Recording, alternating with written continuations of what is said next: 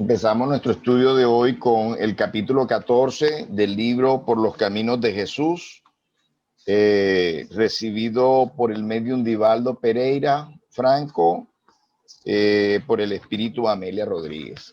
Dice así: la confianza en Dios. En los días de abundancia y prestigio social, le siguieron los de penuria, a los días de abundancia y prestigio social, le siguieron los de penuria y sufrimiento.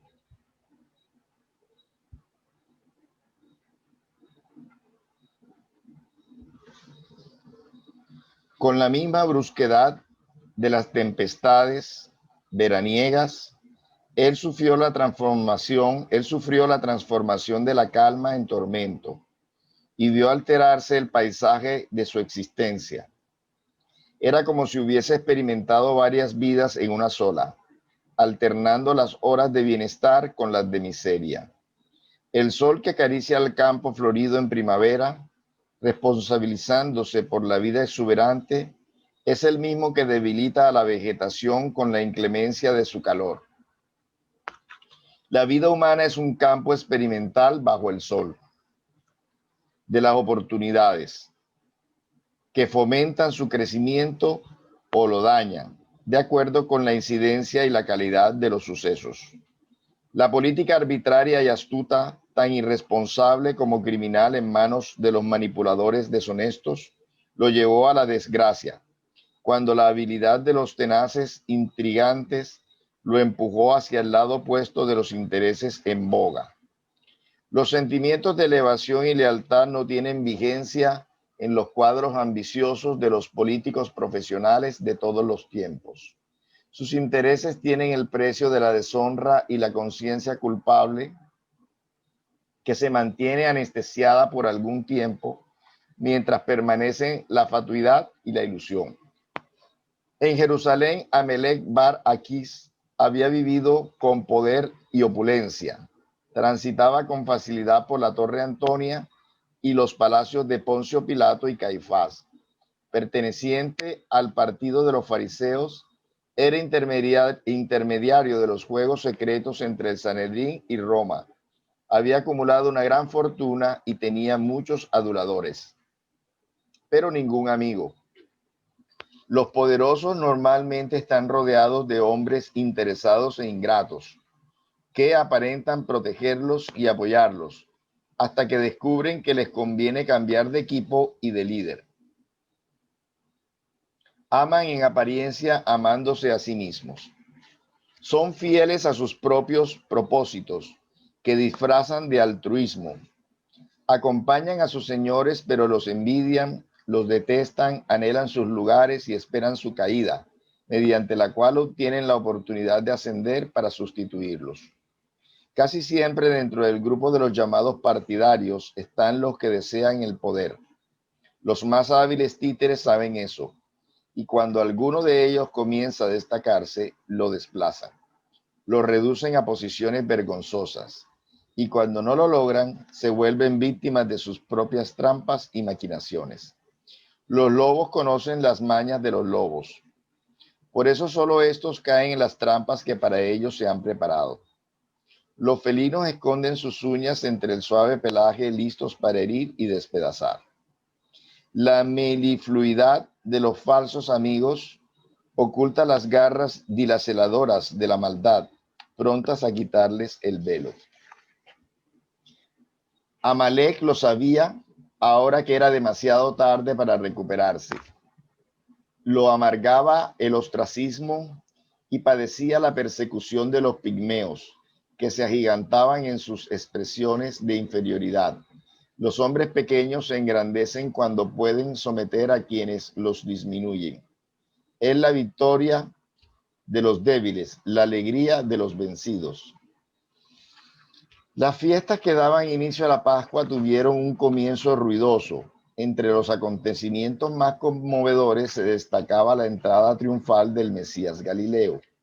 Las opiniones estaban divididas. El Mesías debería proceder del trono de David, de las tierras de Judea. Aquel rabí, sin embargo, era considerado Galileo, y de aquella región se decía, nada bueno podría venir.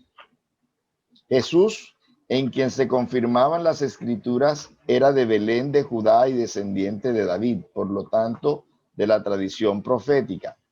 Había iniciado su ministerio entre los sencillos y sufrientes, demostrando que el reino que se instalaba difería de las imposiciones terrestres.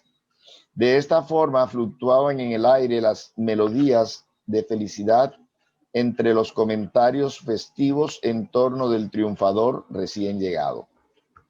Como Jesús había elegido la casa de unos amigos en los alrededores de la ciudad a fin de pernoctar, gran cantidad de simpatizantes y conocidos fueron a verlo para beber conocimientos e informaciones acerca de la estrategia que pretendía usar en la batalla que todos sentían que debería comenzar casi de inmediato. Ya era imposible postergarla. El clima era propicio, las circunstancias favorables, la hora oportuna. Por más que el maestro se refiriese a Dios, los amigos en sus pensamientos lo confundían con las ideas preconcebidas de los laureles humanos. Los individuos prefieren entender lo que oyen conforme les place, de acuerdo con los deseos que habrían. Cuando la movilización de los visitantes disminuyó, Amalek Bar Aquís, que también se había insinuado entre los circunstantes, se aproximó al Señor en un momento en que se encontraba solo y se manifestó.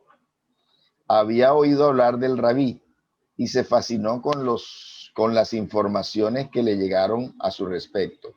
Lo vio triunfante y registró la profunda melancolía que surcaba su rostro. Lo notó indiferente ante las ofrendas y el entusiasmo general sin traslucir la menor alegría. Había sido esta última razón la que lo llevó allí. Como sufría, podía identificar el sufrimiento con facilidad con una sola mirada. El maestro lo conmovió, lo atrajo con su magnetismo fuerte y diáfano. Sin más circunloquios, comprendiendo la escasez de tiempo y su propia urgencia, fue directo al tema de la entrevista y preguntó: yo sé que sois de Dios, puesto que diferís de todos los hombres que jamás conocí. Cargo un pesado fardo de aflicciones y necesito oíros. Tenedme paciencia y ayudadme. ¿Cómo debe conducirse en vuestra opinión el hombre despojado de sus derechos y propiedades, como si fuese un cadáver bajo las garras de buitres famélicos? Manteniendo la confianza ilimitada en Dios, respondió Jesús. Y cuando ha sido juzgado arbitrariamente, traicionado por sus amigos y relegado al olvido de aquellos que inclusive le deben lo que tienen y lo que son, confiando con perseverancia en la justicia de Dios, contestó Jesús. Y si a los sufrimientos experimentados se suma la deserción de la familia que huyó de la solidaridad y del deber sagrado del hogar, aguardando en Dios y en su paternidad, respondió Jesús. Y cuando la calumnia es exorbitante y la deslealtad supera todos los límites de lo soportable, cuando no se posee el apoyo de la religión, cuyos representantes dan vuelta la cara a agresivos e insensibles a quien les pide auxilio, ¿qué actitud tomar? Continuar fiel a Dios sin temer a los que persiguen y matan, pues ellos también habrán de morir sin escapar de la conciencia que tarde o temprano los convocará a la rehabilitación, contestó Jesús. Entonces, la no reacción, la sumisión y la entrega son los mejores medios de conducta. Esto no significaría permitir que los malos y deshonestos gobiernen la tierra y que las víctimas sacrificadas sean pasto para la ganancia de ellos. Tal comportamiento condescendiente con el crimen no sería una forma de aumentar su poder. y al mismo tiempo una manera de esconder la cobardía personal? Esto es lo que dice, lo que le pregunta el fariseo. Y dice Jesús: los violentos siempre ceden lugar a otros violentos más despiadados. Cuando se cede por miedo, se demuestra cobardía moral y física. En cambio, al hacerlo por consideración a la vida, se da testimonio de coraje por los métodos habituales. Enredarse en luchas salvajes por la posesión de valores sin valor real es pugnar por insignificancias que no llenan el vacío del corazón. Los dominadores, aquellos que traicionan, los que se sacian con los desvíos de la honra, se engañan a sí mismos. La presencia del Padre, todo amor, en ellos mismos se manifestará oportunamente, sin que haya nuevos verdugos que los despojen y los hagan sufrir. Las leyes universales se expresan a través de permutas, mediante patrones análogos de sintonía. No existe quien pueda escapar de sí mismo. La verdad siempre llega a la conciencia del hombre, por más que parezca bloqueada. Lo que no sucede ahora ocurrirá mañana. El amor no venga ni se venga. Siempre educa sin prisa, corrigiendo sin castigar. El hombre bueno, convertido en víctima, es feliz porque los enemigos que le quitaron todo no pueden usurparle la bondad. El hombre malo, cuando padece aflicciones, alcanza la paz porque pierde las cosas utópicas y se encuentra a sí mismo infeliz y se encuentra a sí mismo. Infeliz es aquel que roba, dilacera, usurpa, traiciona y sonríe, escapando de la alucinación que lo desarticula. Sabio ante las vicisitudes y dichoso siempre es aquel que confía en Dios y a Dios se entrega, puesto que por ser su hijo sabe que a él le compete celar y conducir a aquellos que cumplen con su ley y trabajan por la implantación de su reino en el mundo enfermo y atormentado. El maestro guardó silencio, miró con profundidad, comprensión y simpatía al interlocutor conmovido y se alejó tranquilamente sumergiéndose en la noche. En la bóveda turquesa, las estrellas fulgurantes confirmaban la grandeza de Dios, cantando un himno de eterna luz más allá y por encima de la mezquindad humana.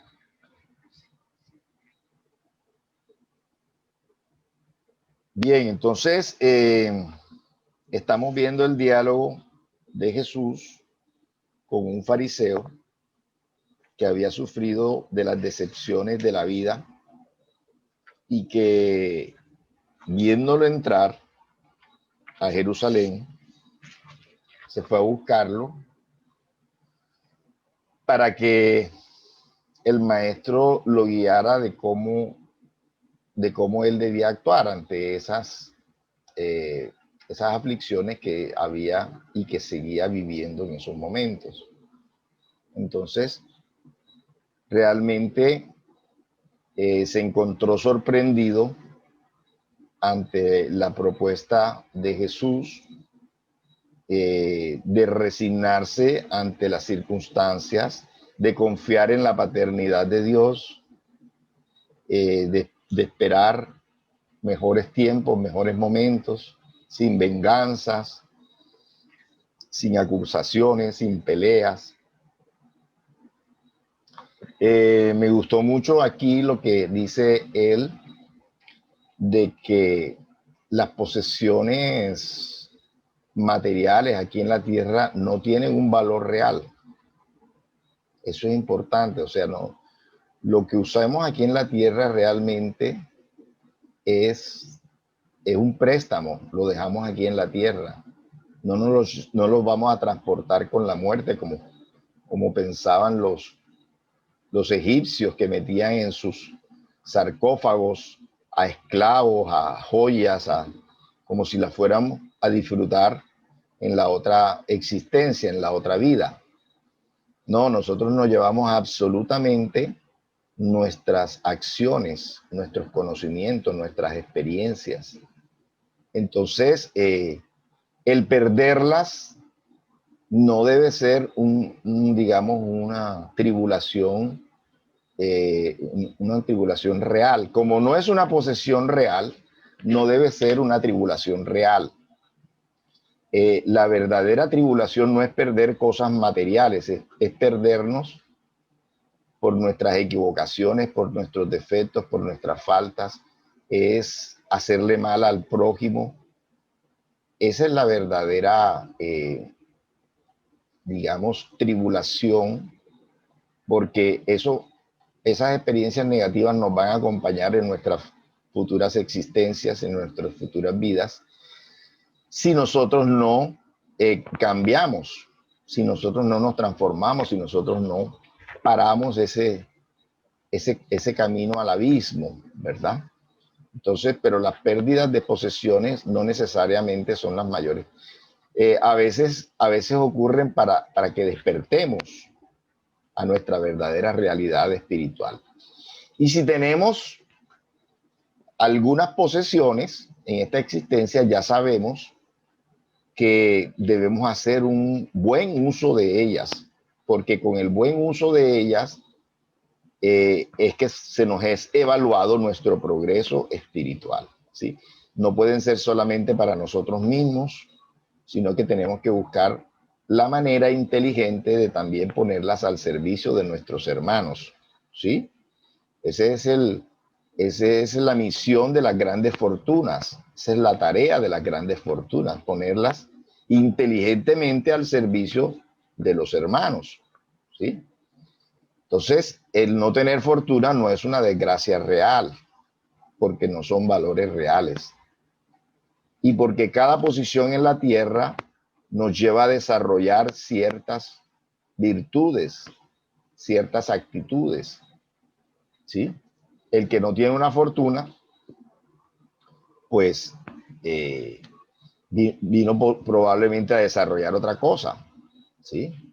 El que tiene una fortuna no es solamente para él la fortuna, vino a desarrollar la solidaridad humana, ¿sí?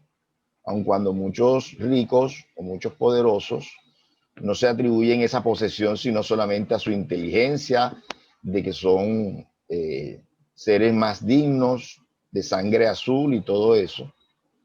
Pero la realidad espiritual es otra. Las mismas comunicaciones que nos dan los espíritus que fueron reyes, hoy en día en el Evangelio según el Espiritismo están. Una reina de Francia da una comunicación bien hermosa que nos obliga a reflexionar sobre esto que estamos hablando acá, de qué son las posesiones reales, ¿sí?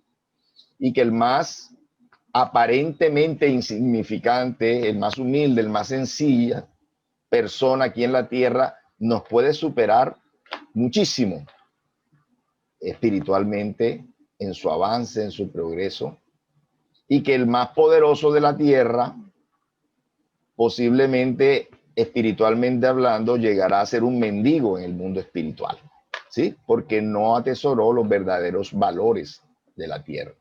Entonces es un campanazo de alerta para todos nosotros, ¿verdad? Un campanazo de alerta de todos nosotros. La tristeza o la melancolía de Jesús era muy diferente de la tristeza y la melancolía de ese rico o de esa persona que había caído en la desgracia, que había tenido posesiones y había caído en la desgracia. La tristeza de Jesús o la melancolía de Jesús que él le captó era porque sabía que todos, incluso sus amigos, estaban siendo engañados en ese momento, ¿verdad? No apreciaban cuál era verdaderamente su misión, ¿sí? Y por supuesto que él conocía que dentro de muy pocos días iba a ser crucificado, ¿sí?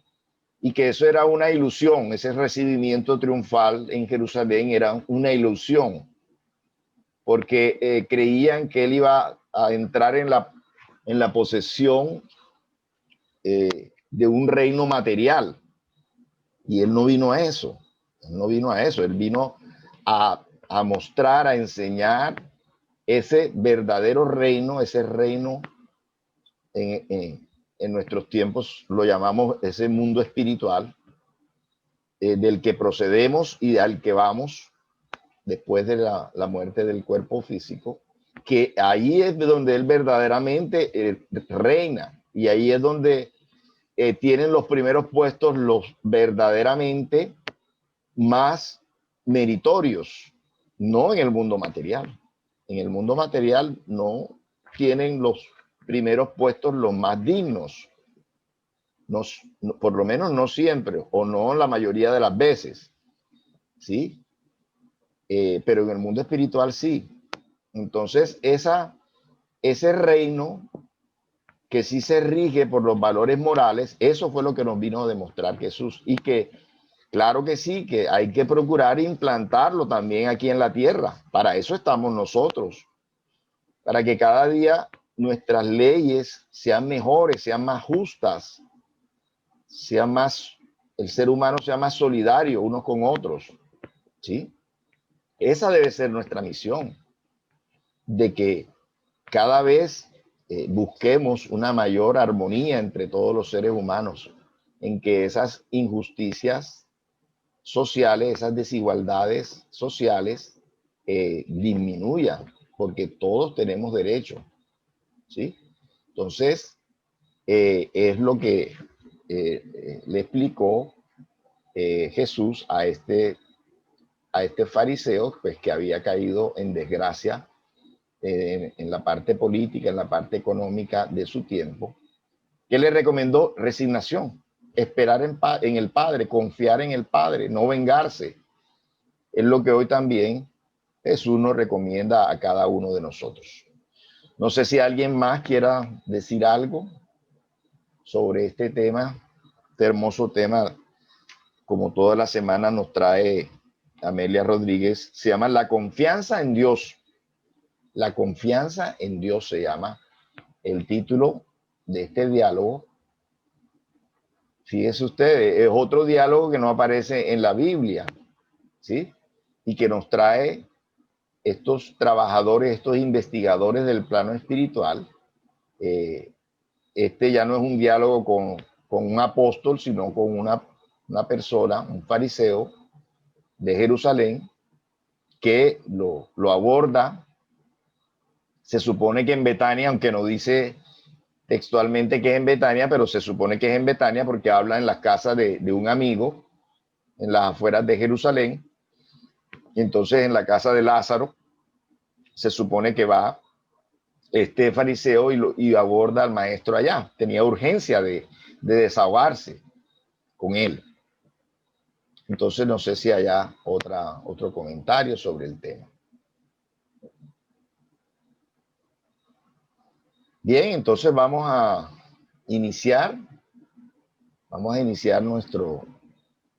ya iniciamos, pero vamos a hacer la oración donde todos unidos elevamos nuestro pensamiento, nuestras emociones a ese plano espiritual superior con los cuales hemos tenido una cita con el conocimiento, una cita con el amor, y sabemos que nos acompañan esos guías, esos trabajadores de nuestras reuniones, que cumplen con el mandato de Jesús, que cuando dos o más se reúnen en su nombre, allí estará Él. Entonces están esos trabajadores representando a Jesús, inspirándonos, intuyéndonos, acompañándonos. Les pedimos que permanezcan con nosotros, que nos inspiren, que nos intuyan, que podamos salir de todos de esta reunión fortalecidos por estas enseñanzas que nos trae el plano espiritual superior. Ese reino de los cielos de que hablaba Jesús, que también está aquí en la tierra y que es un deber nuestro que cobre vida aquí en la tierra. Que así sea. Que así sea. Bien, entonces,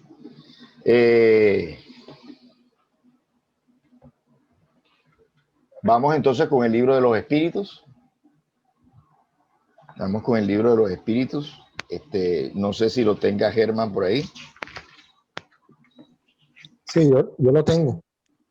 Bueno, Germán, entonces ayúdame ahí con el libro de los espíritus. Sabe que estamos en la pregunta 304. Recuerdo de la existencia corporal.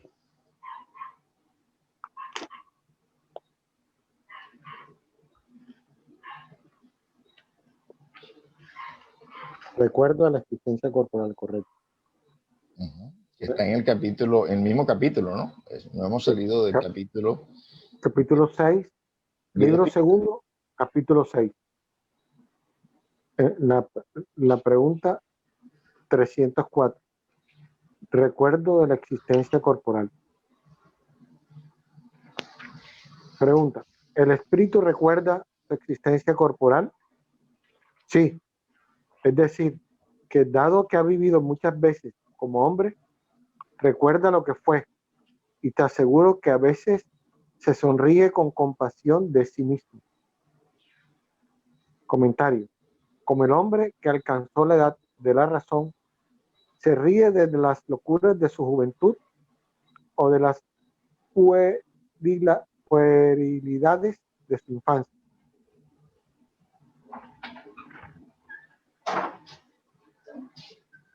Pregunta 305. ¿El recuerdo de la existencia corporal se presenta al espíritu de una manera completa y repentina después de la muerte? No, le vuelve poco a poco, como algo que sale de la niebla y a medida que fija en ella su atención. Pregunta 306. ¿El espíritu recuerda en detalle todos los acontecimientos de su vida? ¿Abarca el conjunto de ellos con una mirada retrospectiva? ¿Se acuerda las cosas en virtud? Siempre prevernos que sobre la respuesta para qué. Sí. Respuesta. ¿Se acuerda de las cosas en virtud de las consecuencias que ellas ejercen en su estado de espíritu? No obstante, comprenderás que hay circunstancias de su vida a las que no concede la menor importancia y de las cuales ni siquiera intenta acordarse. Pregunta 306A. ¿Podría recordarlas si lo quisiera? Respuesta. Puede recordar los detalles e incidentes más pequeños, ya sea de los acontecimientos o incluso de sus pensamientos. Sin embargo, si no resulta útil, no lo hace. Pregunta 306B. ¿Entrevé el objetivo de la vida terrenal en relación con la vida futura? Respuesta. De seguro lo ve y lo comprende mucho mejor que en la vida del cuerpo. Comprende la necesidad de purificarse para llegar a lo infinito y sabe que en cada existencia se libera de algunas impurezas. Pregunta 307. ¿De qué modo la vida pasada vuelve a la memoria del espíritu? ¿Será mediante un esfuerzo de su imaginación o como un cuadro que se le presenta ante los ojos? De las dos maneras, los hechos que le interesa recordar existen para él como si estuvieran presentes. Los demás permanecen en su pensamiento con cierta imprecisión o son olvidados por completo. Cuanto más desmaterializado se encuentre, menos importancia concederá a las cosas materiales. A menudo tú evocas a un espíritu errante que acaba de dejar la tierra y que no se acuerda de los nombres de las personas que amaba, ni de muchos detalles que a ti te parecen importantes. Él se preocupa poco por esas cuestiones que caen en el olvido. En cambio, se acuerda muy bien de los hechos principales que lo ayudan a mejorar. Pregunta 308. ¿El espíritu recuerda todas las existencias que precedieron a la última que acaba de dejar? Respuesta.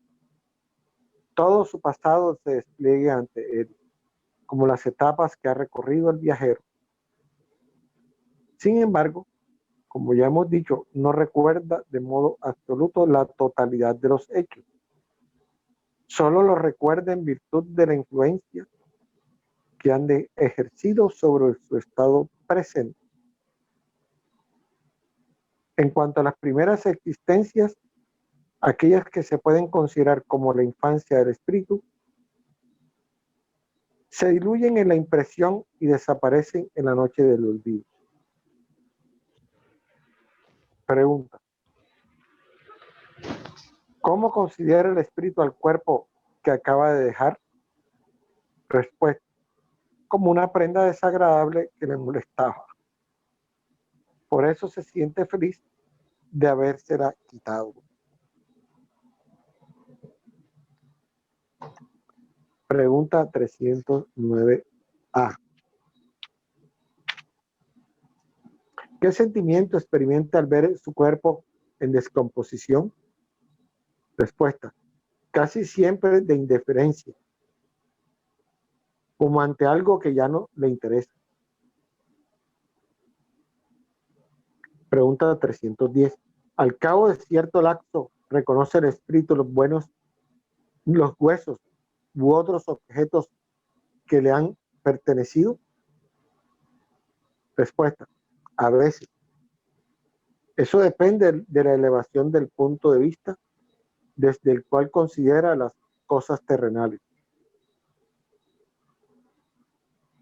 Pregunta 311. El respeto que se profesa por las cosas materiales que pertenecieron al espíritu llama su atención sobre dichos objetos. El espíritu ve ese respeto con placer. Respuesta. El espíritu siempre se siente feliz cuando se acuerdan de él. Las cosas que le pertenecieron avivan en vosotros su recuerdo. Sin embargo, es vuestro pensamiento el que lo atrae y no esos objetos. Pregunta 3.2. ¿Los espíritus conservan el recuerdo de los padecimientos que han soportado durante su última existencia corporal? Respuesta. A menudo lo conservan. Ese recuerdo les hace apreciar mejor el valor de la felicidad, de que pueden disfrutar como espíritu. Pregunta 3.3.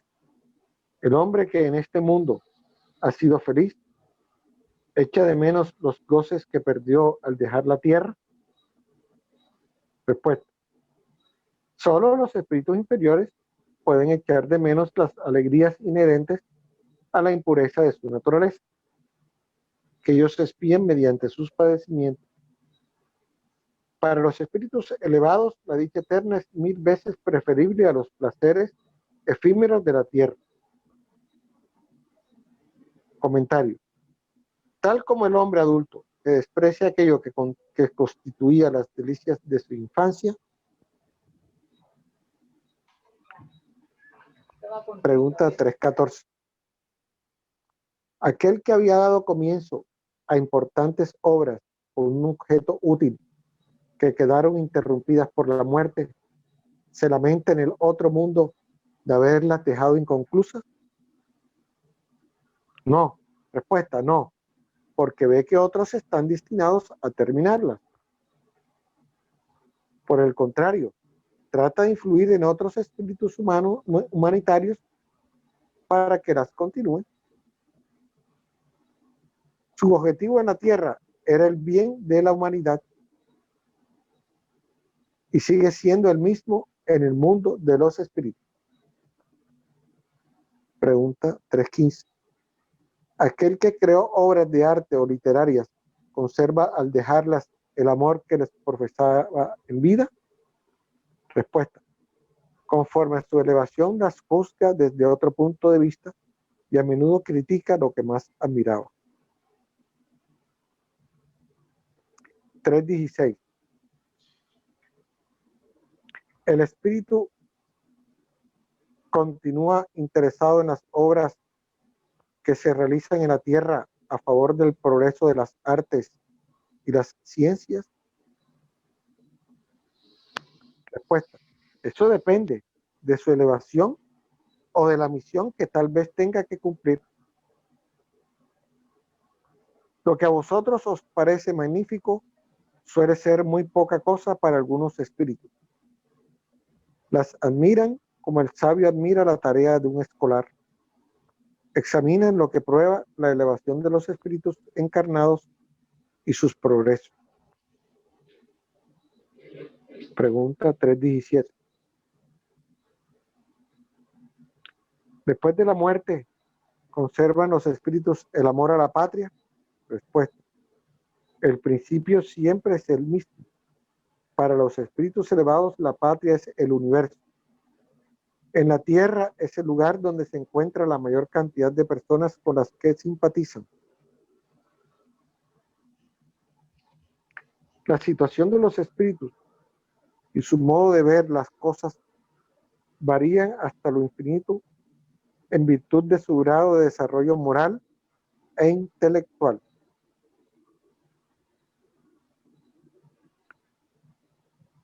Por lo general, los espíritus de un orden elevado solo permanecen en la tierra por poco tiempo. Todo lo que se hace en este mundo es tan mezquino en comparación con las grandezas de lo infinito. Las cosas a las cuales los hombres otorgan más importancia son tan pueriles para los espíritus que estos encuentran aquí pocas razones para sentirse atraídos, a menos que se los haya convocado para cooperar en el progreso de la humanidad. Los espíritus de un orden intermedio vienen a la Tierra con mayor frecuencia, aunque consideran las cosas de un punto de vista más elevado que cuando estaban vivos. Los espíritus pulgares, en cierto modo, están asentados aquí y constituyen el conjunto de la población circundante del mundo invisible. Han conservado con escasas variantes las mismas ideas, los mismos gustos y las mismas inclinaciones que cuando tenían la envoltura corporal. Se entrometen en nuestras reuniones, en nuestros asuntos y entretenimientos, en los que toman parte más o menos activa según su carácter. Como no pueden satisfacer sus pasiones, gozan junto con lo que se entregan a ellas y los incitan a hacerlo. No obstante, entre esos espíritus los hay más serios que ven y observan para instruirse y perfeccionarse.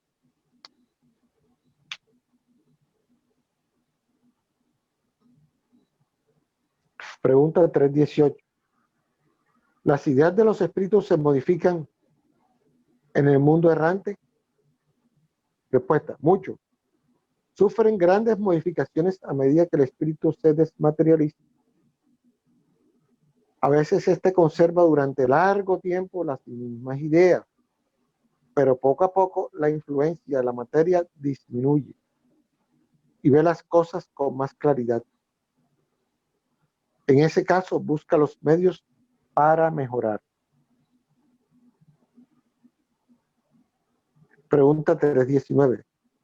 Puesto que el espíritu ya ha vivido la vida espírita antes de su encarnación, ¿a qué se debe su sorpresa cuando vuelve a ingresar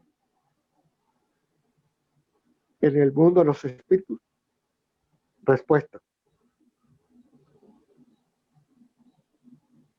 No es más que el efecto de los primeros momentos y de la turbación que sigue al despertar. Más tarde, el espíritu se reconoce por completo a medida que vuelve a él el recuerdo del pasado y se desvanece la impresión de la vida terrenal. Muy Bien, bien. ahí termina el, Bueno, el ítem danos tus impresiones del recuerdo de la existencia corporal. O sea que aquí en el comentario final nos hace un recuento de cómo, de acuerdo al tipo de espíritu que es,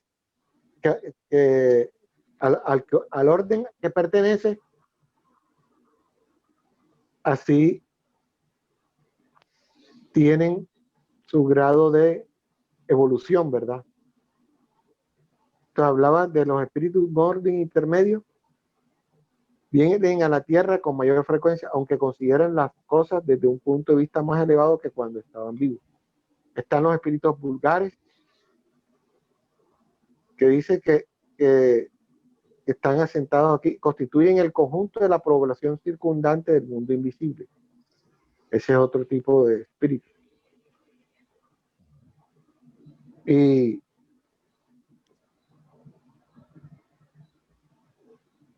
que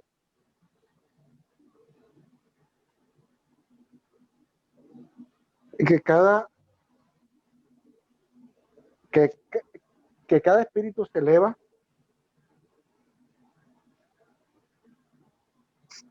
de acuerdo a su nivel evolutivo, ¿verdad? O sea, y que de Sí, acuerdo a cómo el recuerdo está ligado a la evolución en el a la sentido evolución.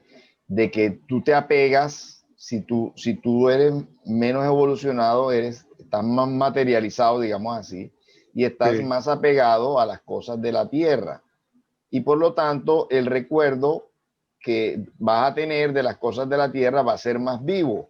Por lo tanto, hay muchas personas que permanecen en los mismos lugares donde tuvieron esa última existencia corporal, están apegados, cuidando sus cosas. Sí, eso lo hemos visto, se ha visto a lo largo de la humanidad, todas esas historias de espíritus apegados a los lugares, a las casas, ¿verdad? Pero en la medida en que el espíritu se eleva, pues todas las circunstancias que viven en la tierra tienen otro carácter menos marcado, ¿sí? Y no van a recordar, digamos, todas las cosas, todos los detalles, porque para ellos su existencia fue lo que es, un paso más, un día más en la vida del espíritu.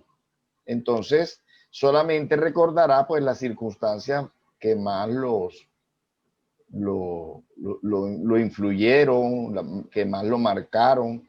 Fíjense ustedes, los relatos de las personas que están al borde de la muerte, lo que llaman SM, experiencias cercanas a la muerte, ¿sí? Que ven un túnel y que ven, como en una película, un film, ¿verdad? Los periodos más importantes, más trascendentales de su vida. Entonces, ya tenemos libros que nos hablan de eso, o sea, no necesitamos partir al mundo espiritual para entender qué es lo que pasa en esos momentos, porque aquellos que han regresado de ese umbral de la muerte nos han contado qué es lo que ellos han sentido, qué es lo que ellos han vivido, ¿verdad? No recuerdan todo, recuerdan las fases, las etapas más importantes, más marcantes de su vida.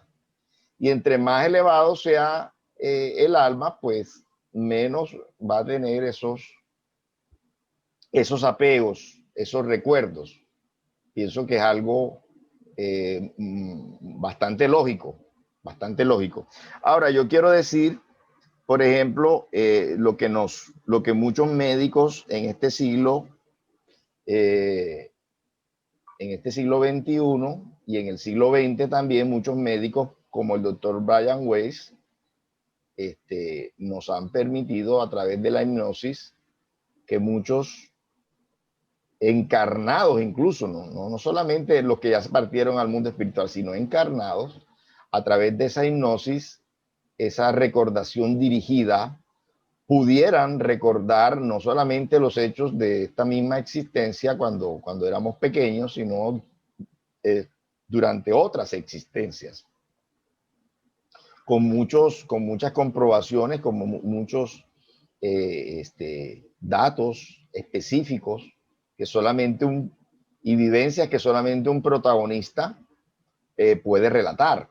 Entonces, sí se puede hacer un recuerdo, sí se puede profundizar, y acordémonos que todo en el periespíritu queda grabado, absolutamente todas las nuestras existencias, nuestras experiencias, ¿sí?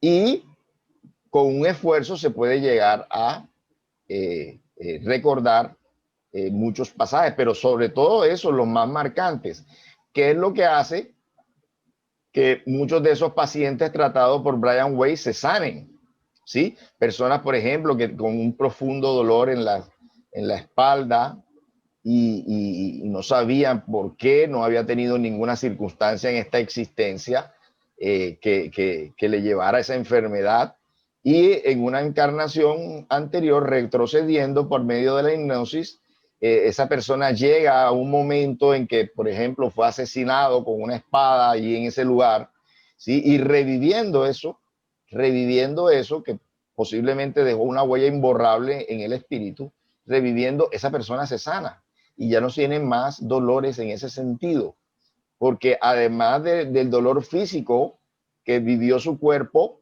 material, hubo un trauma, hubo una vibración en su cuerpo espiritual, y por lo tanto después de la muerte siguió ese reflejo en su cuerpo espiritual, y en una nueva encarnación entonces también estaba influyendo el nuevo cuerpo, y al hacer esa hipnosis el doctor Brian Weiss logra que esa persona no sienta más ese síntoma traumático, no de esta existencia, de una existencia pasada. Entonces todo queda archivado, pero más los momentos más primordiales, más marcantes del alma, es lo que queda más grabado en esa psiquis periespiritual, ¿verdad? En nuestra alma. Y otra cosa que quería decir acerca de lo que preguntaba Allan Kardec en el tema de la patria, que si recuerdas, que si recuerdan la patria, los espíritus, el amor por la patria, los espíritus también, que dicen que es de acuerdo a la elevación, entre más materializados, entre menos evolucionados, pues más apego hay a ciertos lugares.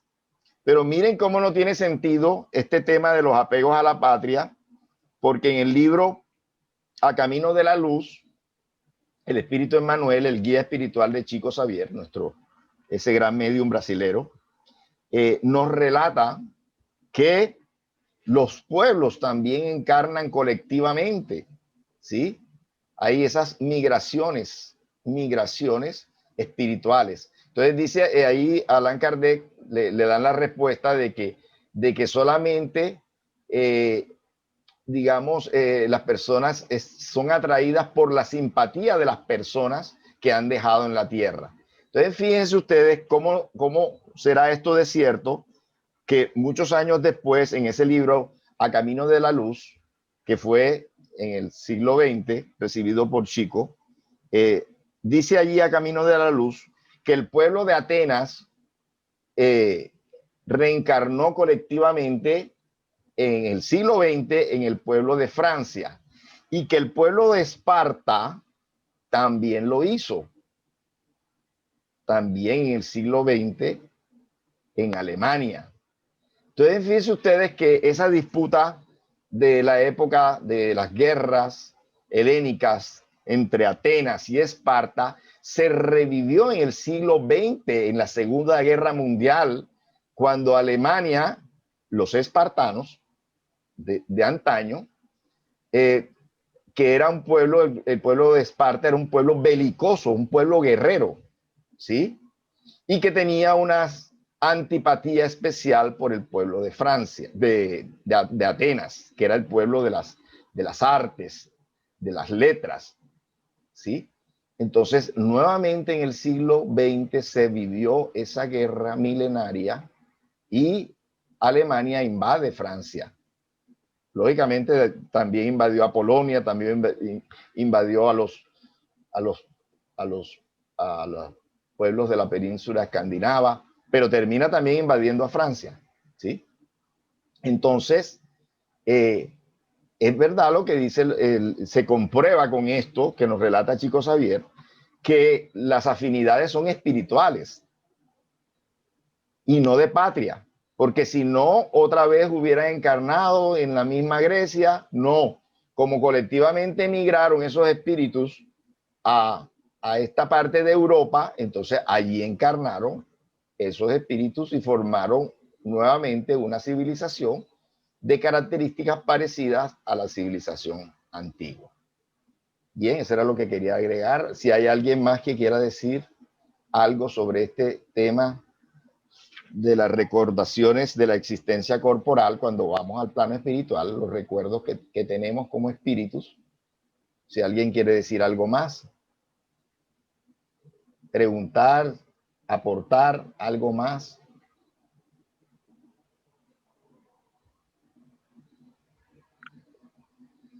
Bueno, entonces, vamos entonces a nuestra fase del estudio del Evangelio. Entonces ya yo hice la lectura inicial, ya Germán hizo la lectura del libro de los Espíritus. ¿Quién quiere abrir el Evangelio el día de hoy?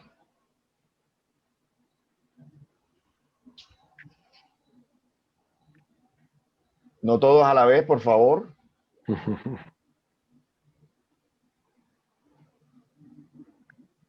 En serio, nadie quiere. Yo lo abro, a ver. Listo, Erika. Bueno, entonces vamos con Erika. Vamos entonces a hacer nuevamente una elevación de pensamiento. Los ojos. Bueno, ya los vi, ya los encontré. Ya.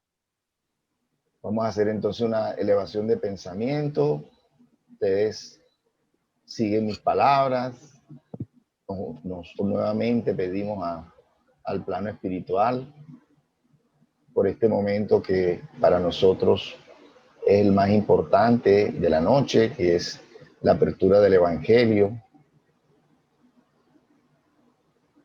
puesto que el mensaje moral es el más poderoso, el más necesario aquí en la tierra, a la luz de estas enseñanzas, de estos espíritus superiores que nos han recordado las enseñanzas de Jesús.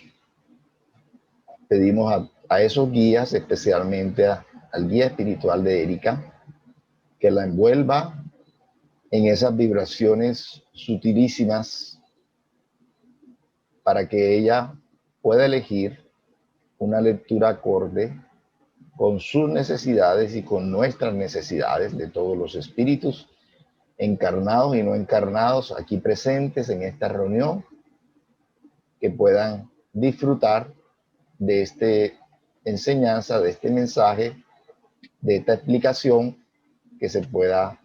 que podamos entre todos dar de esta lectura. Muchas gracias y que así sea. Gracias. Bien, Erika. ¿Cómo sigue? ¿Cómo te sientes, Erika?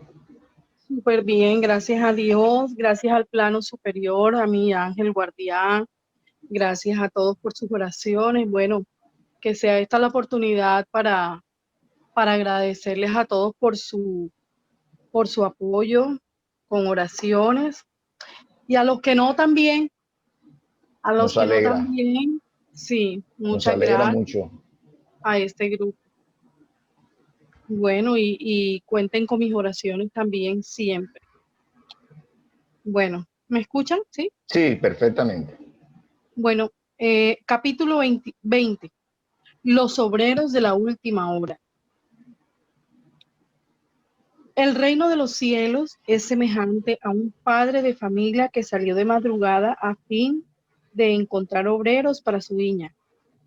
Y habiendo convenido con los obreros en que pagaría a cada uno un denario por día, los envió a su viña. Salió de nuevo hacia la hora tercera del día, y al ver a otros que estaban en la plaza sin hacer nada, les dijo: id también vosotros a mi viña y os daré lo que sea razonable. Y ellos fueron. Salió nuevamente a la hora sexta y a la hora nona del día, e hizo lo mismo. Y al salir una vez más hacia la hora undécima, todavía halló a otros que estaban desocupados, y les dijo: ¿por qué permanecéis aquí el día entero sin trabajar? Se debe, le dijeron ellos, a que nadie nos ha contratado. Él entonces les dijo: id vosotros también a mi viña. Al caer la tarde, el señor de la viña dijo a quien atendía sus negocios: llama a los obreros y págales, comenzando por los últimos, siguiendo hasta los primeros. Vinieron pues los que habían llegado a la viña recién a la hora undécima, y recibió cada uno un denario. Luego vinieron los que habían sido contratados en primer lugar y creyeron que iban a recibir más, pero recibieron solamente un denario cada uno. Y al recibirlo se quejaban ante el padre de familia diciendo: estos últimos han trabajado solo una hora y les das tanto como a nosotros, que soportamos el peso del día y el calor. Pero el señor de la viña respondió a uno de ellos: amigo, no te hago daño alguno. ¿No conviniste conmigo en recibir un denario por el día? Toma lo que te pertenece y vete. Por mi parte quiero dar a este último tanto como a ti. ¿No me es lícito hacer lo que quiero con lo mío?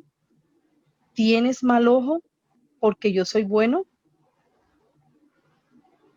Así los últimos serán los primeros y los primeros serán los últimos, porque muchos son los llamados y pocos los escogidos. San Mateo capítulo 20, versículo del 1 al 16. Véase también parábola del festín de bodas, que está en el capítulo 18. Bueno, esta es la cita que está al inicio del capítulo, pero luego vienen instrucciones de los espíritus. No sé si debo leer eso. Los últimos serán los primeros, como la explicación. Sí, claro. Bueno, dice: No por el eso, obrero, perdona, pero te cayó los obreros del Señor. los obreros de la última hora. Te cayó esa. Iniciando el capítulo, sí. Ah, no, Iniciando el ahí. capítulo. Ah, iniciando. Sí, claro, iniciando el capítulo, o sea. Ah, sí, porque es que los obreros del Señor, hay una instrucción de los espíritus que se llama los obreros del Señor. Yo pensé que era esa. Ah, no, No, entonces lo que sigue después de la explicación, de la cita. de la cita. Bueno, dice: instrucciones de los espíritus. Los últimos serán los primeros. El obrero de la última hora tiene derecho al salario, pero es preciso que su buena voluntad lo haya mantenido a disposición del Señor, que habría de emplearlo, y que su retraso no fuera fruto de la pereza o de la mala voluntad. Tiene derecho al salario porque desde el alba esperaba con impaciencia al que finalmente lo convocaría al trabajo. Este obrero era laborioso, solo le faltaba una tarea. Por el contrario, si hubiese rechazado el trabajo a cualquier hora del día, si hubiese dicho: tengamos paciencia, el reposo me es grato. Cuando suene la última hora, será el momento de pensar en el salario de la jornada. ¿Qué necesidad tengo de tomarme molestias por un patrón al que no conozco ni estimo? Cuanto más tarde, mejor. En ese caso, amigos míos, él no habría recibido el salario del obrero, sino el de la pereza. ¿Qué diremos, pues, de aquel que en vez de permanecer simplemente inactivo, empleó las horas destinadas al trabajo del día en cometer hechos reprensibles, que blasfemó contra Dios, derramó la sangre de sus hermanos, instaló la perturbación en las familias, causó la ruina de los hombres que confiaron en él, abusó de la inocencia, en suma, que se deleitó con todas las ignominias de la humanidad? ¿Qué será de él? Le bastará con decir en la última hora: Señor, he empleado mal mi tiempo, contrátame hasta que concluya el día. De modo que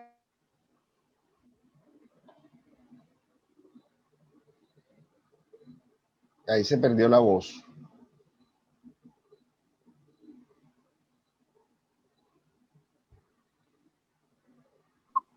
Sí, no se hola, escucha. Ahí se fue la voz.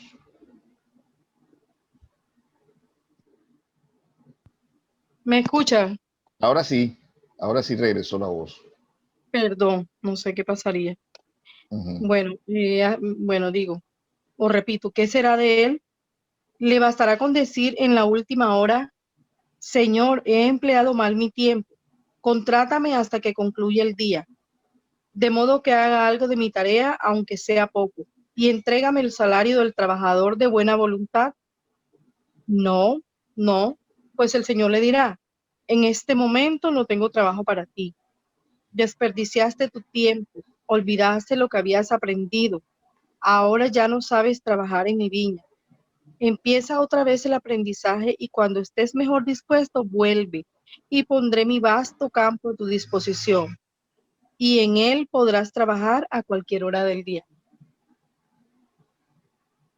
¿Me escuchan? Sí, Buenos espíritas, queridos míos, todos vosotros sois trabajadores de la última hora.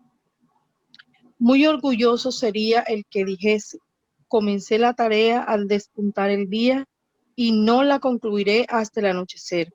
Vosotros habéis venido cuando fuisteis convocados, más temprano o más tarde, para la encarnación cuya cadena arrastráis, pero han pasado siglos y siglos desde que el Señor os llamó a su viña, sin que quisierais entrar en ella.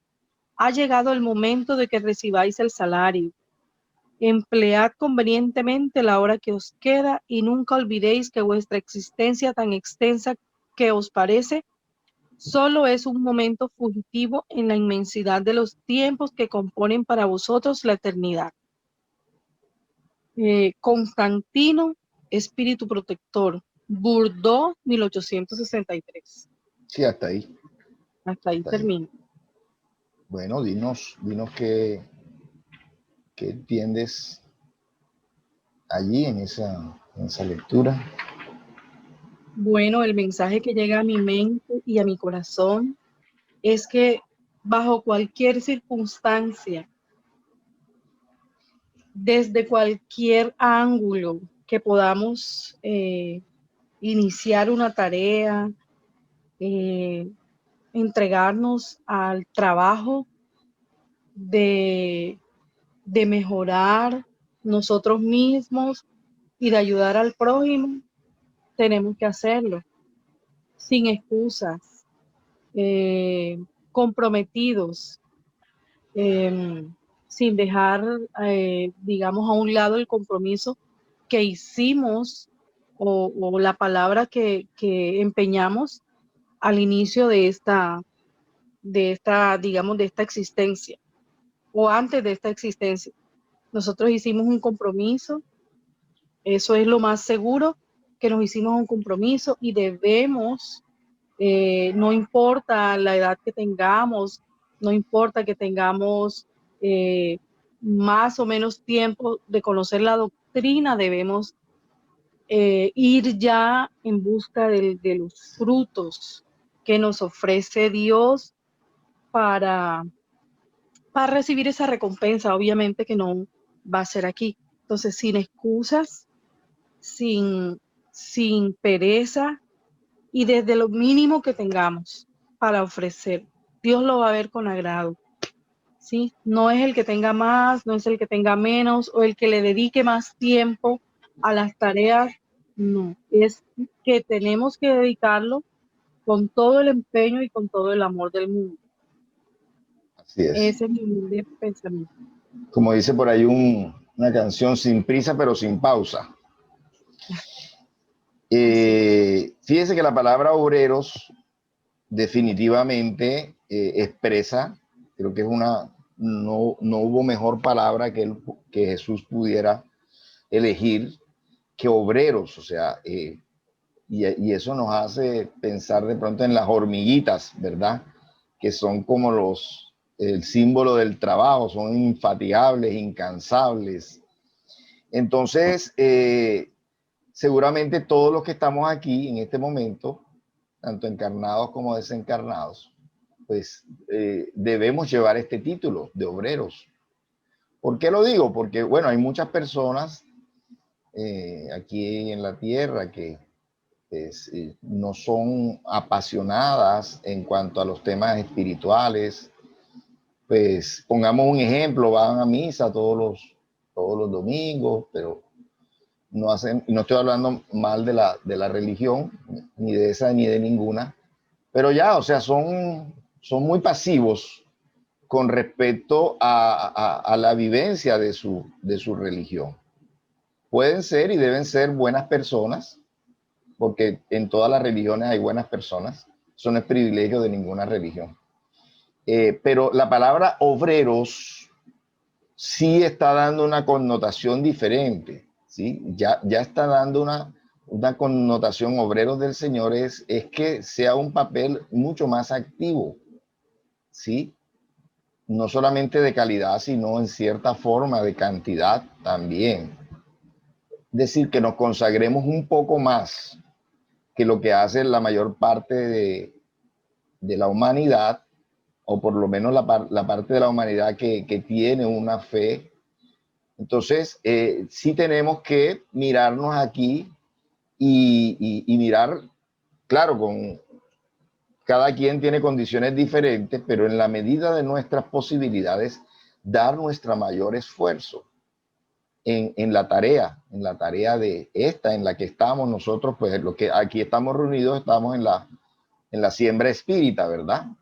En la viña del espiritismo. Estudiar, divulgar, compartir, invitar, enseñar y ejemplificar, por supuesto, porque esa es otra forma importante de divulgar, ¿verdad? Si nosotros vivimos estas enseñanzas, pues tendremos autoridad moral. Si no las vivimos, al contrario, perjudicamos a la doctrina cuando somos malas personas, cuando no practicamos estas enseñanzas cristianas, no tenemos esa confianza en Dios que fue la enseñanza de la lectura inicial, confiar en Dios, esperar en Dios. Entonces, es un llamado a volvernos eso, obreros incansables, infatigables. Tenemos derecho al salario si nos dedicamos. No tenemos derecho al salario si descansamos mucho, ¿sí? No vinimos a descansar. No, el descanso es una ley, así como el trabajo es una ley. Quien trabaja debe descansar. Pero ¿cuál es el límite? El límite son nuestras fuerzas, nuestras posibilidades. Fíjense todo lo que hizo en la época de Jesús Pablo de Tarso. Iba de pueblo en pueblo caminando de pueblo en pueblo, cogía barcos de aquí para allá, infatigable, incansable en esa siembra de la enseñanza de Jesús. Y nosotros a veces no nos queremos movilizar para muchas cosas. Bueno, ahora en la pandemia no nos podemos movilizar, pero cuando no había pandemia, pues nosotros mismos nos poníamos trabas para muchas cosas, para muchas actividades. Entonces, tenemos que ser cada día más denodados en los esfuerzos, en la siembra, no desperdiciar oportunidad para compartir, ¿sí? Y no estamos solos porque esos hermanos invisibles nos ayudan, nos inspiran. Ellos no están encarnados, pero nos intuyen, nos inspiran para que hagamos cosas, para que trabajemos, para que sirvamos y siempre nos están acompañando. Entonces, que esas afinidades sean de espíritus superiores, espíritus trabajadores que encuentren en nosotros ese eco de trabajar más, de sembrar más. No sé si hay alguien más que quiera decirnos algo sobre este tema, obreros del Señor o obreros de la última hora.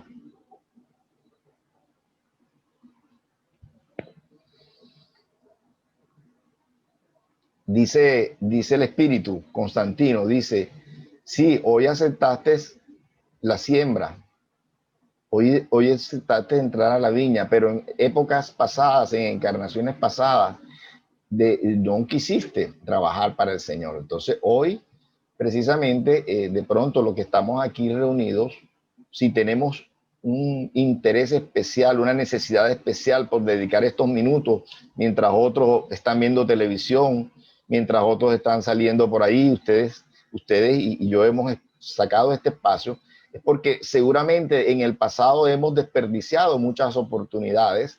Y la última hora, ¿por qué la última hora?